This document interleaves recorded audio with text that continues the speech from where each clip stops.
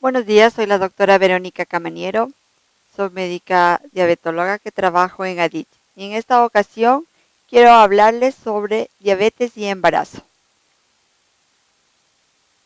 Vamos a hablar sobre fisiología del metabolismo de la glucosa durante el embarazo, consecuencias de la disglicemia, clasificación de diabetes y embarazo, diagnóstico, objetivos de tratamiento, tratamiento y prevención de las complicaciones y las conclusiones. Empecemos con la fisiología del metabolismo de la glucosa durante el embarazo. En el primer trimestre, la sensibilidad a la insulina se encuentra normal o levemente aumentada. En el segundo y tercer trimestre del embarazo, existe una mayor resistencia a la insulina, existe una mayor insulinemia, un 30% mayor que en los sujetos normales, en menor glicemia en ayunas y preprandial. Esta menor glicemia se debe a que existe un exceso de insulina durante los primeros meses de embarazo. Hay una mayor glicemia postprandial y en general los valores de glicemia se encuentran un poco menores que los normales. ¿A qué se debe esto? Se debe a que existen aquí hormonas durante el embarazo que intervienen en la producción de insulina. El lactógeno placentario estimula la lipólisis materna y también estimula una mayor insulinoresistencia. Esta aparece a partir de la semana 24 del embarazo y es por esta razón que en el segundo y tercer trimestre la resistencia a la insulina aumenta. Pero en el primer trimestre los estrógenos, el cortisol libre y la progesterona producida por la madre estimulan una mayor producción de insulina. En la progesterona producida por la placenta, en cambio, crea una mayor resistencia a la insulina. También tenemos acción de citoquinas como el factor de necrosis tumoral alfa. La prolactina también es una hormona que estimula la secreción de insulina. En suma, los cambios orientados a favorecer el flujo de nutrientes hacia el feto es lo que está produciendo este aumento de la insulina. Es necesario una buena capacidad de respuesta pancreática por parte de la madre para poder enfrentar las exigencias del embarazo. Si una madre llega al embarazo con déficit en la producción de insulina o una resistencia a la insulina, como las demandas aumentan, se produce la diabetes a partir de la semana 24. Si lo anterior no ocurre, obviamente aumenta la glicemia y las complicaciones, que las complicaciones van a ser tanto para la madre como para el feto. Entonces, ¿cuáles son las complicaciones de estas alteraciones de la glucosa? En el feto, en el primer trimestre, puede producir malformaciones congénitas, así de tipo cardíaco, y además aumenta la incidencia de abortos. En el segundo y tercer trimestre existe una macrosomía, es decir, niños muy grandes. Puede haber parto prematuro, puede haber muerte fetal, miocardiopatía hipertrófica, distrés respiratorio, el aumento de cesáreas por el tamaño de los niños, hipoglicemia neonatal, hiperbilirubinemia y otras alteraciones. Y en la adultez, estos niños tienen mayor riesgo de diabetes, de obesidad y de hipertensión. ¿Cuáles son las consecuencias en la madre? Que aumenten los abortos, que aumente el uso de forceps en el momento del parto, el aumento de cesáreas, que pueda presentarse preeclampsia y eclampsia, que haya un mayor riesgo de infecciones urinarias y un mayor riesgo de desarrollo, obviamente, de la diabetes. ¿Cómo clasificamos la diabetes en el embarazo? Como diabetes pregestacional, es decir, que la madre ya tenía diabetes antes de quedarse embarazada. Hay pacientes con antecedentes previos de diabetes tipo 1, tipo 2 o de otro tipo, como por ejemplo la MODY. Diabetes gestacional es la disminución de la tolerancia a la glucosa de una severidad variable y que se detecta por primera vez durante el embarazo. No antecedentes de glicemia altas antes del embarazo, porque esto sería una prediabetes. Pacientes con criterios de diagnóstico de diabetes durante el embarazo anteriormente que hayan tenido en el segundo o en el tercer trimestre. El diagnóstico. ¿Cómo se hace el diagnóstico de la diabetes gestacional? Actualmente no existe un consenso definido de cómo diagnosticar diabetes gestacional. Según ALAD de 2008 y el MinSal de 2014, que es la nueva norma que nos está rigiendo en este momento, consideramos glicemias altas en ayunas sobre más de 100 miligramos por decilitro, o cuando se realiza una curva de glucosa o una glicemia postprandial, que a las 2 horas sea la glicemia más de 140 miligramos por decilitro. Según ADA de 2011 y la Asociación Internacional de Diabetes Gestacional del 2010, tenemos los nuevos valores que son más estrictos, en donde nos dice una glicemia de ayunas con más de 92 miligramos por decilitro, la glicemia a la hora más de 180 miligramos por decilitro y a las 2 horas con más de 153 miligramos por decilitro. Si ustedes ven y comparan los dos parámetros, el de ALAD es un poco más estricto en su glicemia postprandial, pero el de ADA es más estricto en su glicemia de ayuno. Es por eso que todavía no se llega a un consenso entre todas las organizaciones. La glicemia de ayuno en el primer trimestre del embarazo objetiviza la pesquisa de una diabetes pregestacional.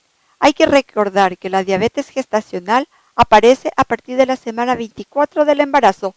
Es decir, que si tenemos una glicemia alta durante el primer trimestre, estamos hablando de que era una paciente diabética no diagnosticada y que se embarazó. Lo normal, de acuerdo al MinSal, es menos de 105 miligramos por decilitro, pero otras entidades nos dicen 100 miligramos por decilitro. Es probable que una persona sea prediabética si es que tiene una glicemia entre 100 y 125 miligramos por decilitro. Y eso se considera una diabetes pregestacional. A las 6 y 8 semanas hay que realizar una reclasificación y realizar una curva de la glucosa para determinar si queda como una diabetes pregestacional, una prediabetes o una diabetes en el embarazo. Recuerden que si tenemos una glicemia de 126, ya es diagnóstico de diabetes y no se puede decir que es una prediabetes. Prediabetes tenemos con glicemia entre 100 y 125, pero diabetes es con glicemia sobre 126 y es mejor siempre repetir y corroborar que este valor sea adecuado. Por lo tanto, diagnóstico de diabetes se hace con 2 glicemias en ayunas sobre 126. También es importante realizar una curva de tolerancia a la glucosa en la semana 24 a la semana 28 utilizando 75 gramos de glucosa. La glicemia en ayunas tiene que ser menos de 100 y a las 2 horas tiene que ser menos de 140. Cualquier valor que esté sobre esto, es decir, una glicemia de ayunas sobre 126 o a las 2 horas sobre 200, estamos hablando de una diabetes gestacional o hay que reclasificar si no viene esta paciente con glicemias altas. ¿Cuál es el algoritmo que tenemos? En el primer control se hace una glicemia de ayuna. Si la glicemia de ayuna está en más de 100, se repite a la semana 24 o a la semana 28 pidiendo una curva de glucosa. Si es que esta sale normal, con menos de 100 en ayunas o menos de 140 a las 2 horas, nos quedamos tranquilos y no tiene diagnóstico de diabetes. Pero si la glicemia en ayunas está entre 100 y 125, se hace una curva de glucosa inmediatamente sin esperar, y si la glicemia sale más de 100 en ayunas o sale entre 140 y 199, nosotros le ponemos diagnóstico de prediabetes. Si es que la glicemia en ayunas está entre 126 miligramos por decilitro, se repite. Si es que sale otra de 126, tenemos el diagnóstico de diabetes. Si es antes de la semana 24, es una diabetes pregestacional. Si la PTGO, la curva de la glucosa, la semana 24-28, nos sale menos de 100, menos de 140, la vamos a repetir en la semana 33. Y si es que sale nuevamente valores menos de 100 en ayunas y menos de 140, estamos hablando de que es normal, no tiene diabetes gestacional. Pero si nos sale más de 100 en ayunas o más de 140 a las 2 horas, estamos hablando que es una diabetes gestacional. Y esto tiene que controlarse como una persona diabética gestacional. ¿Cuáles son los factores de riesgo que nosotros tenemos que tomar en cuenta para siempre estar controlando a las personas que se encuentran embarazadas?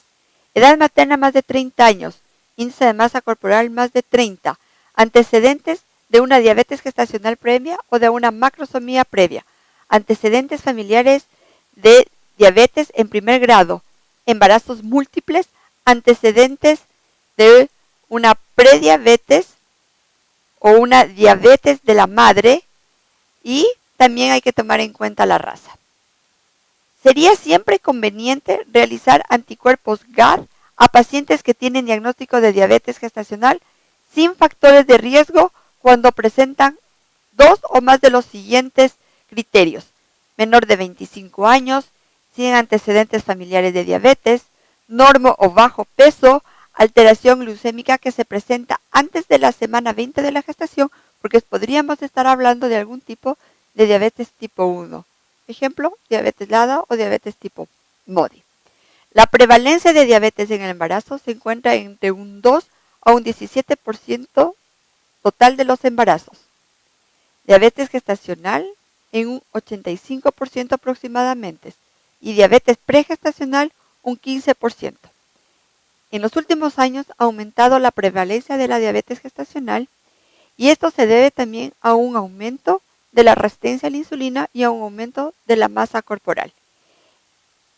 Está también en riesgo el hecho de que sean madres adolescentes y también en el hecho de que la madre tenga más de 30 años y se encuentre en su primer embarazo. ¿Cuáles son los objetivos de tratamiento?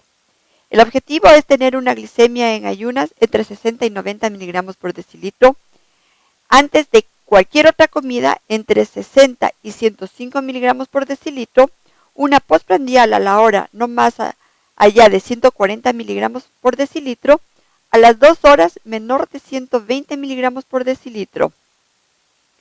Es decir, que tenemos que tener rasgos bastante estrictos de glicemias y la hemoglobina glicosilada tiene que ser menos de 6.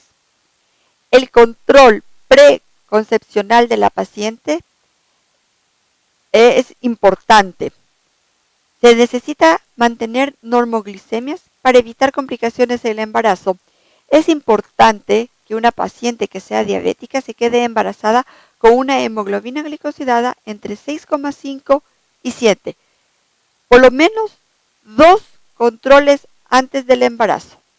La glicemia en ayuna no debe pasar de 130 miligramos porque así se evitan malformaciones congénitas. Cada punto que aumente la hemoglobina glicosilada duplique el riesgo de malformaciones congénitas. La evaluación completa cardiovascular siempre se debe realizar en una mujer diabética antes de embarazarse. Se debe suspender los hipoglicemiantes orales y se debe iniciar insulina antes de que se embarace y obviamente complementar con ácido fólico 4 miligramos al día. El tratamiento consiste en dieta, ejercicio y el tratamiento farmacológico, que se debe usar insulina y también se puede usar metformina. Vamos a ver más adelante qué nos están indicando la bibliografía sobre el uso de la metformina. La dieta para una paciente con una diabetes pregestacional o una diabetes gestacional tiene que ser igual, tiene que ser calculada de acuerdo a la talla, la actividad física y debe ser menor a 1500 calorías. A contar del segundo trimestre de embarazo, se aumenta 300 calorías en las personas con normopeso y 100 calorías en las personas que tengan una obesidad mórbida. Entre el 40 y el 50% de las calorías, como hidratos de carbono complejo, generalmente tiene que ser rico en fibras y evitar los hidratos de carbono simple, especialmente la sacarosa. Tiene que ser un mínimo de 150 gramos al día de hidratos de carbono, dividida en 3 a 4 comidas principales y 2 a 3 colaciones. Las proteínas tienen que ser un 20% de las proteínas de las calorías totales y la grasa tiene que ser un 35% de las calorías totales. Se permite controlar un 70% de diabetes gestacional aproximadamente llevando una dieta rigurosa. En embarazos múltiples, como embarazos gemelares, es conveniente agregar 450 calorías al valor total de calorías a partir del segundo trimestre y adecuar según la curva de peso. En embarazos de 3 o más fetos, se recomienda que el soporte extra sea de 450 calorías en el valor total de las calorías y se realiza a partir del primer trimestre y se hacen seguimientos de acuerdo a la curva del peso y del feto. En el plan de alimentación nosotros tenemos que el valor total de calorías tiene que ser entre 30 y 35 calorías por kilo de peso, no más de 450 calorías en embarazos múltiples y aumentar 300 calorías en embarazos gemelares. Los carbohidratos entre un 45 y un 55%, las proteínas 1 gramo por kilo de peso teórico, más aproximadamente 20 a 10 gramos de proteínas. Los lípidos saturados deben ser menor a un 10% las grasas trans. Es importante recomendar el uso de omega 3. Las fibras entre un 20 o 25% al día y tienen que ser solubles e insolubles. Siempre se tiene que hacer una suplementación con hierro, 27 miligramos, y también de calcio 1 gramo al día. Nunca olvidar del ácido fólico 600 microgramos por día. La ganancia de peso en una persona con normopeso es aceptable entre 10 a 12 kilos, es decir, 1 a 2 kilos en el primer trimestre y 400 gramos semanales hasta el día del parto. En personas obesas no más de 7 kilos y en personas que se encuentran enflaquecidas entre 15 y 18 kilos. La dosis de insulina es individual, los requerimientos son variables y depende de la edad gestacional. En el primer trimestre se disminuye la dosis de insulina si la paciente ha venido usando insulina desde antes, porque en el primer trimestre tiende a producirse hipoglicemias por aumento de insulina por parte de la madre. Aumenta un 30% aproximadamente el uso de insulina a partir del segundo trimestre. También es importante valorar el estado nutricional para calcular el uso de insulina. De diabetes tipo 1 se calcula a 7 unidades kilo de peso día y el diabetes tipo 2 en 0,2 unidades a 2 unidades del peso. Obviamente es importante también saber la ingesta que tiene y se debe hacer la individualización y el automonitoreo y de acuerdo a ir regularizando la insulina. El tratamiento con insulina se hace a través de la insulina basal, que se puede utilizar la NPH, la Detemir, que tiene el mismo riesgo de hipoglicemia parecido a la de NPH, también se puede utilizar la glargina. En bolos utilizamos las rápidas y los análogos de ultra rápida, por ejemplo la Lispro y la Aspártica. La glulicina no se encuentra aprobada por la FDA. Si nosotros comparamos Detemir con NPH, tenemos que la cantidad de problemas de hipoglicemia es muy similar en los dos grupos. Generalmente la glicemia de ayunas se ve una mejor respuesta con insulina Detemir que con insulina NPH. Se encuentra mucho más baja. Con análogos de insulina podemos lograr prevenir las hipoglicemias. Así tenemos que comparando insulina aspártica con insulina cristalina, tenemos una menor cantidad de hipoglicemias, sea nocturna o sea en la noche, en la mañana, y también durante 24 horas. Con la insulina aspártica logramos un mejor control de glicemias postprandiales. Nosotros veremos aquí en la curva que las variaciones con la insulina aspártica es menor que con la insulina cristalina. Los resultados globales en diabetes tipo 1 con diabetes insulina aspártica e insulina cristalina, vemos que las hipoglicemias severas, tanto en embarazos pretérminos como en la malformación o pérdidas fetales, disminuyen usando insulina aspártica. Los hipoglicemiantes orales se encuentran muy contraindicados en el embarazo todavía no están aprobados por la FDA, no existe evidencia de teratogénesis. Las hipoglicemias severas en recién nacidos con uso de tolbutamina y clorpromazina era demasiado alto. La glibenclamida pasa la barrera placentaria, por lo tanto también hay que tener muy en cuenta esto porque puede producirse hipoglicemias neonatales y no se recomienda el uso de estos fármacos según ADA y ALAD. La metformina cruza la barrera placentaria, demora 2 semanas en usar su efecto máximo, por lo tanto, si queremos controlar glicemia solo con metformina, no lo vamos a conseguir porque recién en 2 semanas alcanza su efecto máximo. Se debe ir titulando lentamente debido a la poca tolerancia digestiva que se presenta. En caso de síndrome de ovario poliquístico, de personas que vienen tomando la metformina, no se la debe suspender porque si se suspende puede producir mayor cantidad de abortos durante el primer trimestre del embarazo. No se encuentra todavía aprobada por la FDA, pero la verdad es que se la utiliza en forma masiva y se tiene antecedentes de personas que tienen ovario poliquístico y que la han usado en el embarazo y no ha habido ningún problema. Siempre hay que tener cuidado y estar avalando constantemente el uso de la metformina. Si la paciente no logra controlar una glicemia adecuada con dieta y con la metformina si lo está utilizando, siempre es ideal usar insulina. Embarazos de alto riesgo, controlar cada 2 semanas hasta la semana 28 y luego semanalmente hacer las pesquisas para ir evaluando el crecimiento y el bienestar fetal. Se debe siempre hacer un control ecográfico precoz para ir valorando si existe polidramios y ver el tamaño fetal. Ecodoppler uterina se recomienda a la semana 16 y a la semana 32. Y además es importante también hacer bisemanalmente las ecos. Existen exámenes que se los debe hacer mensuales como la hemoglobina glicosilada, la función renal, el urocultivo, el fondo de ojo, el perfil lipídico, se lo debe hacer cada 3 meses. En el parto es siempre ideal alcanzar las semanas 39, es decir, que las pacientes estén a término. Esto independiente si la paciente usa o no insulina.